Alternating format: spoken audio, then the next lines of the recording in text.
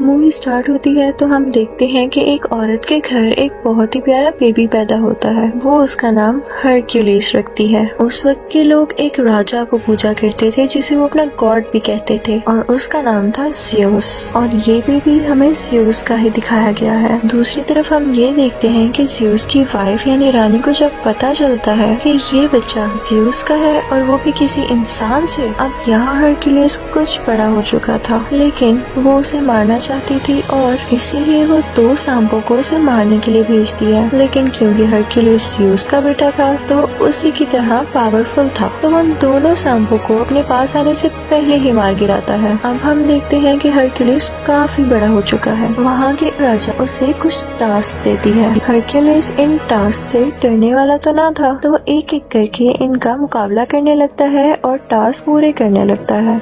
सबसे पहले तो एक अजीब सी क्रिएचर से लड़ता है और जीत जाता है। उसके बाद भी कई जानवरों से लड़ता है और उन्हें हरा देता है। लेकिन एक दिन उसके सामने एक बहुत ही स्ट्रॉन्ग शेर आ जाता है। उस पर कोई तीर भी असर नहीं कर रहा था, लेकिन हरक्यूलिस ने अपनी ताकत से उसे भी मार डाला। फिर हमें एक जगह दिखाई जाती है जहाँ पर कुछ लोगों ने एक लड़की को बुरी तरह से बांधा हुआ था। वो इनफैक्ट हरक्यूलिस का भांजा था। कि तभी हरक्यूलिस वहाँ पर आ जाता है और उन सब लोगों को मारकर अपने भांजे को बचा लेता है। फिर हम देखते हैं कि हरक्यूलिस एक जगह पर बैठा होता है तो दूसरे मुल्क के राजा की बेटी आती है और कहती है कि हमें तुम्हारी जरूरत है। वो कहती है कि हमारे खास लोगों ने ही हमारे साथ चीट किया है और हर तरफ लड़ाइयाँ हो रही हैं जिसकी वजह से लोग मारे जा रहे हैं। वहाँ हरक्यूलिस के साथ एक आदमी बैठा होता है तो वो कहता है कि बीवी हमारे पास वक्त नहीं, हाँ अगर तुम ज्यादा पैसे ऑफर करो तो हम जरूर आ सकते हैं। तो वो शहजादी उनसे कहती है कि जंग में लड़ना तो फख्र की बात होती है। तो हरक्यूलिस उसे कहता है कि हमें हथियार बनाने के लिए पैसे भी तो चाहिए।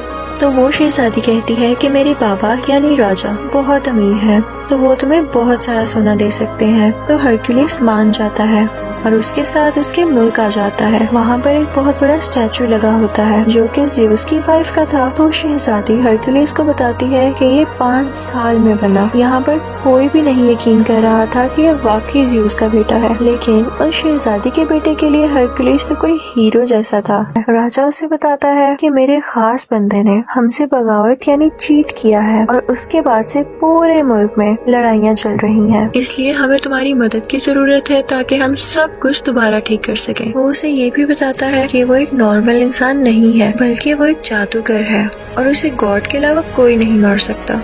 वो उसे ये भी बताता है कि उसकी सोल्जर की टीम में एक ऐसी क्रिएचर है जो आधा घोड़ा और आधा इंसान है। अब हरक्यूलिस की टीम में जो लड़की आई थी वो पूछती है कि ये क्रिएचर्स कहाँ पर होते हैं। तो राजा का एक आदमी बताता है कि हमने इन्हें ना तो देखा और ना तो ये जानते हैं कि ये कहाँ रहते हैं, हमने तो बस इनके बारे में सुना है। अब हम देखते हैं कि हरक्यूलिस और उसके कुछ साथी यहाँ के किसानों को फाइट सिखा रहे होते हैं क्योंकि इनके पास कोई भी आर्मी फोर्स नहीं थी। हरक्यूलिस उनसे कहता है कि तुम सब एक दीवार की शक्ल में खड़े हो जाओ और जैसे ही वो इस तरह खड़े होते हैं तो हरक्यूलिस का एक आदमी उनकी तरफ भागता हुआ जाता है और वो उनकी बनाई गई शील्ड यानी दीवार को तोड़ता हुआ अंदर भाग जाता है।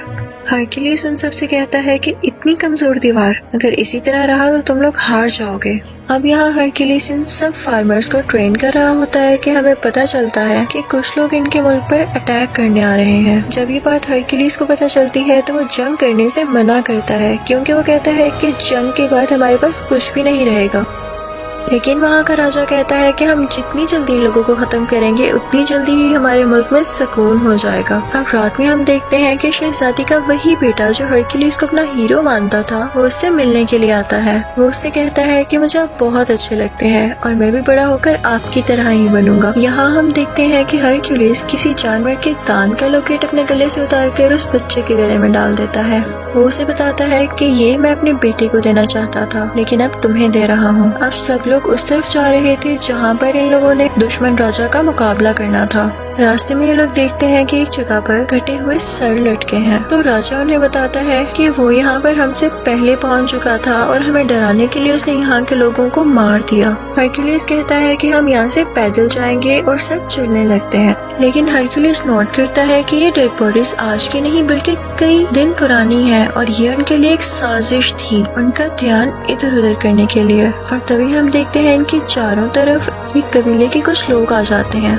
हरक्यूलिस काफी हैरान होता है कि हम तो इनकी मदद कर रहे हैं और ये उल्टा हमें ही घेरे हुए हैं। फिर हमें पता चलता है कि दुश्मन राजा एक जादूगर था और वही इन लोगों के दिमाग को भी कंट्रोल किया करता था। यहाँ पर ये कबीले वाले हरक्यूलिस और उसकी टीम यानी साथियों पर हमला कर देते हैं। इन सब में बहुत लड़ाई होती है और हरक्यूलिस बहुत अच्छी तरह से इनका मुकाबला करता है और सबको मार गिराता है। अब यहाँ का राजा काफी परेशान हो जाता है क्योंकि उसके सिपाही मारे गए थे। हरक्यूलिस उसे कहता है कि मैंने तो आपसे पहले ही कहा था कि अभी ये सब ठीक नहीं है, मुझे अभी भी उनको कुछ सिखाना था। तो राजा उसकी बात मान लेता है, लेकिन हम देखते हैं कि हरक्यूलिस अब बहुत परेशान रहने लगा था और रातों को भी जागता था। वो ख्वाब देखता है कि उसकी फैमिली मर चुकी है और उसे अपने ख्वाब में 3 मुंह वाला क्रिएचर भी दिखाया जाता है। हरक्यूलिस के आदमियों में से एक आदमी उससे कहता है कि यहाँ आने से पहले मैंने ऐसी क्रिएचर से बात की जो कि गॉड की बात सुनकर इंसानों तक पहुँचाती हैं और फ्यूचर के बारे में भी बताती हैं, और उन्होंने तुम्हारे बारे में ये कहा कि तुम्हें अपना इनकम्प्लीट काम पूरा करना होगा। लेकिन हरक्यूलिस बहुत परेशान था तो इस बात पर इतना ध्यान नहीं देता। हरक्यूलिस की एक बीवी और 3 बच्चे थे और उसके बच्चों को मार दिया गया था, जिसका कसूरवार भी उसे ठहराया गया और इसी वजह से उसे अपने मुल्क से भी निकाल दिया गया था। खैर ये सब लोग दुश्मन राजा की तरफ पहुंच जाते हैं। देखने से तो ये लग रहा था कि जिन फार्मर्स को हरक्यूलिस ने थोड़ी बहुत लड़ाई सिखाई थी वो ठीक से लड़ नहीं सकेंगे और हार जाएंगे, लेकिन लकीली वो ये जंग जीत जाते हैं। फिर हम देखते हैं कि वो दुश्मन राजा हरक्यूलिस की तरफ बढ़ता है ताकि उसे मार सके, तो हरक्यूलिस फौरन से उसका घोड़ा गिराकर उसे कैद कर लेता है। कैद करने के बाद वो उसे राजा के पास ले जाता है। वो दुश्मन राजा कहता है कि तुमने मुझे बिला वजह कैद किया है, मैंने तुम्हारे मुल्क का कुछ नहीं बिगाड़ा। तो हरक्यूलिस कहता है कि अगर तुमने नहीं किया तो फिर किसने किया है? तो दुश्मन राजा उनसे कहता है कि तुम जरा खुद सोचो, जिस राजा के लिए तुम लड़ रहे हो अगर वो इतना ही अच्छा और ताकतवर है तो उसकी फौज उसके साथ क्यों नहीं है और उसे तुम्हारी क्यों जरूरत पड़ रही है? तुम जिसके लिए लड़ रहे हो वो इंसान ठीक नहीं है। रात को एक इवेंट होता है जिसमें राजा के सर पर ताज रखा जाता है क्योंकि उसने हर जगह कब्जा जो कर लिया था। वहीं पर उसका दुश्मन राजा भी बंधा हुआ था। सब उस पर हंस रहे थे, लेकिन राजा की बेटी यानी शहजादी जब ये सब कुछ देखती है तो उसे बिल्कुल अच्छा नहीं लगता। उसे उस दुश्मन राजा पर बहुत तरस आता है। हरक्यूलिस ये सब कुछ देख रहा था तो वो शहजादी के पास जाकर पूछता है कि ऐसा क्यों है, तुम्हारी आंखों में उसके लिए रहम क्यों आया? जो सच है तो मुझे बता सकती हो। वो बताती है कि जिस मुल्क का ये राजा है वहाँ का राजा मेरा शौहर था, लेकिन मेरे बाप ने उसे जहर दे दिया और खुद राजा बन गए, और ये राजा जिसे तुम लोग कैद करके लाए हो ये मेरे शौहर का खास आदमी था और इसीलिए वो मेरे बाप के खिलाफ हुआ और जंग शुरू होने लगी। वो कहती है कि इस समय उस दुश्मन राजा का कोई कसूर नहीं, बल्कि वो तो हमारा दुश्मन है भी नहीं, इस सब के पीछे मेरे बाप का हाथ है। लेकिन मैं अपने बाप के सामने इसलिए कुछ नहीं बोल सकी क्योंकि मेरा एक छोटा सा बेटा है जो कि अभी उनके कंट्रोल में है। और वो उससे कहती है कि मेरे बेटे को यहाँ से ले जाओ और उसे अपनी तरह की ट्रेनिंग दो।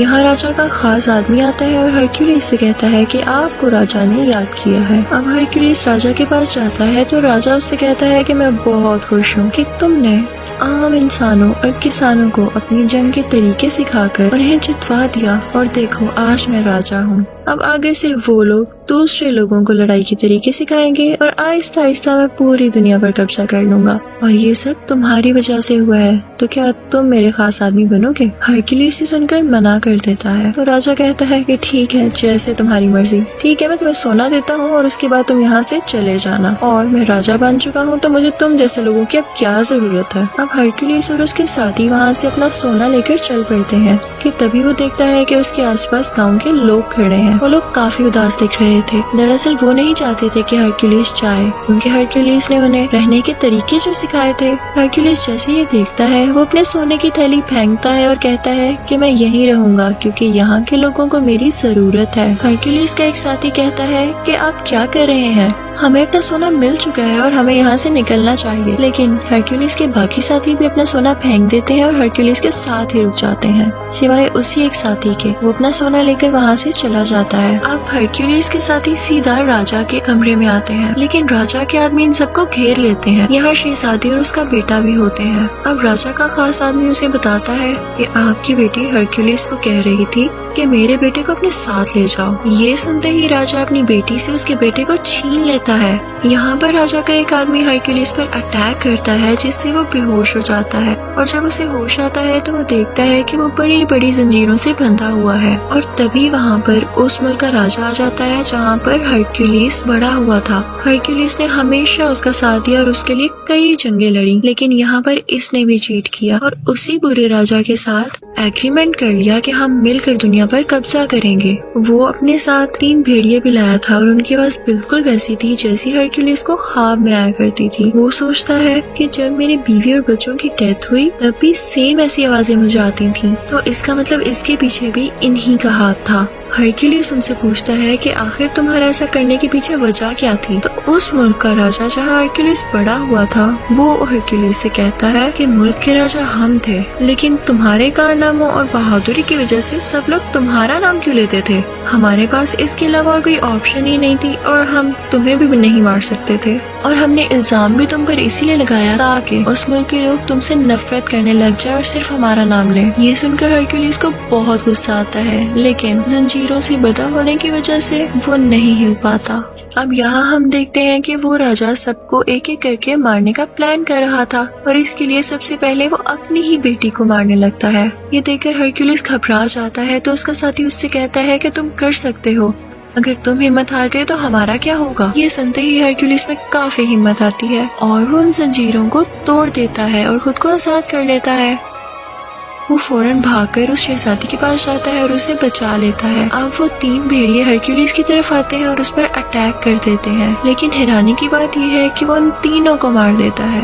वो अपने साथियों को और उस बेचारे राजा को, जिसको ये लोग दुश्मन समझ रहे थे, आजाद कर देता है। अब वो दोनों बुरे राजा यहाँ से भाग गए थे, लेकिन हरक्यूलिस किसी तरह से उस राजा को पकड़ लेता है जिसके मुल्क में वो बड़ा हुआ। वो उसे उसी के खंजर से मार देता है, बिल्कुल उसी तरह जैसे उसने इसकी फैमिली को मारा था। इसके बाद वो अपने साथियों को लेकर महल चला जाता है। वो देखता है कि राजा बहुत ज्यादा फौज के साथ खड़ा है और एक आदमी ने शहजादी के बेटे के गले पर खंजर रखा हुआ है। राजा हुक्म देता है कि इस बच्चे को मार दिया जाए, लेकिन तभी वो आदमी वहाँ पर आता है जो हरक्यूलिस का साथी था और सोना लेकर वहाँ से चला गया था। वो फौरन से तीर से उस आदमी को मार देता है जो कि उस बच्चे को मारने वाला था। वो सब उस छोटे बच्चे को बचा लेते हैं, लेकिन अब उस दुश्मन राजा की पूरी फौज इन पर अटैक करने लगती है। हरक्यूलिस भी बराबर इनका मुकाबला करता है। इसी दौरान हरक्यूलिस के एक साथी की डेथ हो जाती है क्योंकि वो बहुत जख्मी हो चुका था। अब उस राजा की बाकी फौज भी इनकी तरफ बढ़ रही थी, लेकिन हम देखते हैं कि हरक्यूलिस के आदमियों ने बिल्कुल वैसी ही दीवार यानी शील्ड बनाई हुई थी जिसको तोड़ना नामुमकिन था। हरक्यूलिस वहाँ पर देखता है कि ज़्यूस की वाइफ की वहाँ पर बहुत बड़ी स्टैचू है। जैसे ही उस राजा के सोल्जर्स ऊपर आ रहे होते हैं तो हरक्यूलिस उस स्टैचू को नीचे की तरफ गिरा देता है। वहाँ से सब सोल्जर्स वापस आना शुरू कर देते हैं। जब राजा ये सब देखता है तो अपने सोल्जर्स पर गुस्सा होता है कि जाओ हरक्यूलिस को मारो, लेकिन तभी स्टैचू उस पर आकर गिरता है और वो राजा मारा जाता है। और राजा के सब सोल्जर्स और बाकी सब लोग भी हरक्यूलिस की ये बहादुरी देखकर उसके सामने झुक जाते हैं। लोग अभी भी नहीं जानते थे कि ये वाकई ज़्यूस का बेटा है भी या नहीं, लेकिन ये जरूरी नहीं था क्योंकि वो इतना ज्यादा बहादुर और ताकतवर था कि इस चीज ने उसे आम लोगों से ऊपर कर दिया था। वो लोगों का ख्याल भी रखा करता था, इसीलिए सब लोग हरक्यूलिस की तारीफ करने लगे थे और यहीं पर कहानी की एंडिंग हो जाती है। Thank you for watching.